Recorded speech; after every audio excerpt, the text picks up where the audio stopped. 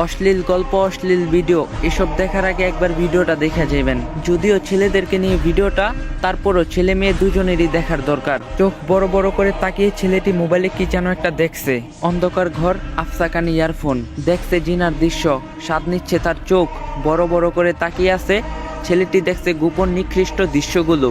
নিস্তব্ধ রাত 11:20 নেকেট দেখছে বা অবৈধ কোনো নারীর সাথে জিনার আলাপ করছে নির্ভীতিতে।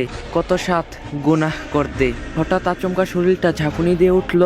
ছেলেটি মনে হলো কে যেন রুমে ঢুকছে, কিন্তু রুমের দরজা তো আটকানো। কি ব্যাপার, কে ঢুকলো রুমে? অন্ধকারে হঠাৎ শরীরটা শিউরে উঠলো। অজানা কেমন একটা শব্দ কানে বাজলো।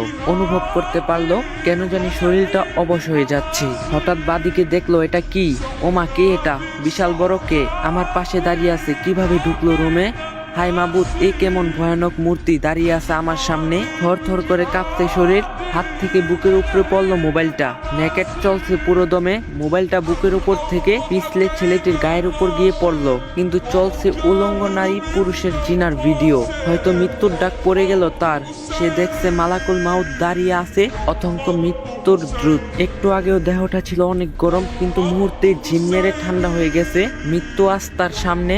মনে মনে ভাবছে, হায় আফসোস, একটু যদি তওবা করতে পারতাম, কিন্তু সময় যে আর নাই। ছেলেটি পাপ ছাড়তে পারেনি, এর আগেই ডাক পড়ে গেছে মৃত্যুর। সময়ও পায়নি তওবা করতে। মোবাইলে ছিল অগণিত উলঙ্গ ভিডিও, ছিল কত রং বেরঙের সুরালো গান। ডিলেটও করতে পারেনি, তার আগেই মৃত্যু হাজির। মৃত্যু ডাকছে তাকে, এসো হে নাপাক আত্মা, আসো হে নাপাক জামিল। নফসের উপর অত্যাচারী রুহু, ভয়ে রুহু দৌড়াদৌড়ি শুরু করলো।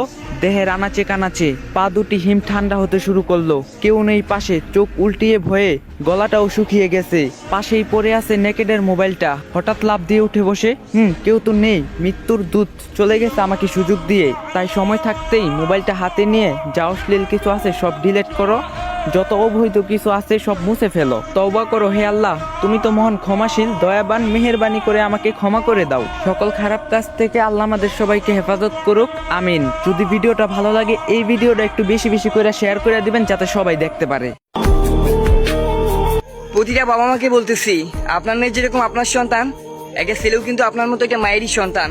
একটা মায়ের ছেলে যদি একটা বস্তির মেয়েকে বিয়ে করতে পারে, একটা মায়ের ছেলে যদি একটা খারাপ পড়ার মেয়েকে বিয়ে করে যোগ্য সম্মান দিতে পারে, বারবার ডিভোর্স হওয়া একটা মেয়েকে একটা অবিবাহিত ছেলে বিয়ে করতে পারে, তাহলে আপনাদের সমস্যা কোথায়?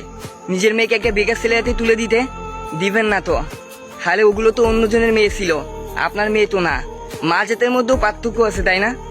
যেখানে একটা ডিভোর্সি মেয়েকে বিয়ে করতেছে একটা অবিবাহিত ছেলে, সেখানেও তো একটা মার ছেলে, একটা মারই মেয়ে, তাই না? বিচারটা একটু ভেবে চিন্তা করবেন। আচ্ছা, ভুল তো আপনারাও করেন।